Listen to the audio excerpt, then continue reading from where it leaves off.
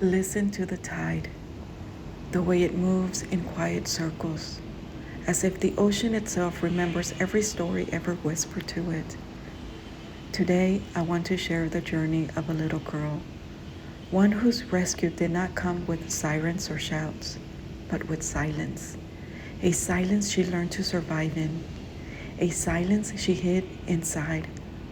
While the world around her carried on unaware, she slipped into small shadows, obeying the warnings that kept her voice locked away. She was only a child, yet she carried the weight of storms no one else could see. And still, even in that darkness, something tender began to bloom. She found herself drawn to the quiet corners where she could fold into herself and pray, imitating the people she'd seen at church, eyes closed, speaking to a God she had never met. In those hidden rooms, she whispered her fears into the air, hoping they might land somewhere safe. She prayed not to become like the ones who hurt her, but to be lifted out of the shadows they cast. And one day, as she prayed, a light appeared. Not the light of a door opening, not the glow of a lamp, but a soft, unearthly brightness that filled the room behind her closed eyes. She didn't move. She didn't breathe. It wasn't the fear that had chased her through childhood.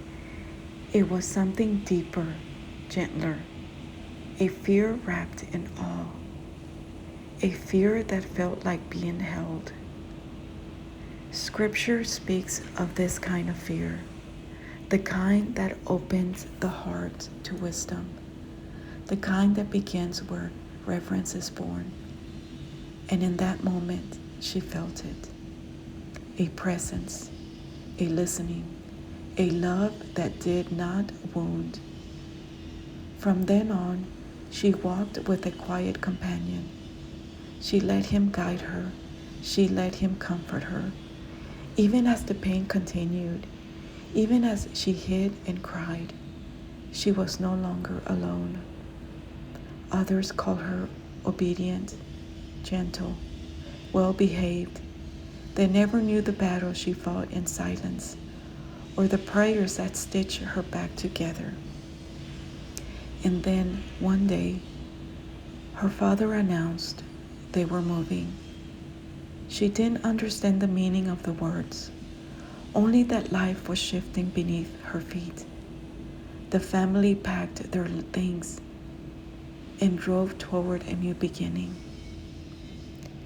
As the mountains faded in the rear window, the little girl watched them disappear through tear-blurred eyes, and finally, she slept. Because somewhere deep inside, she knew the darkness she had lived in was being left behind. This story is a reminder, carried on the tide, that even in the deepest night, a single light can change everything. That faith can rise from the smallest whisper, and that healing often begins long before we realize we are being led toward freedom.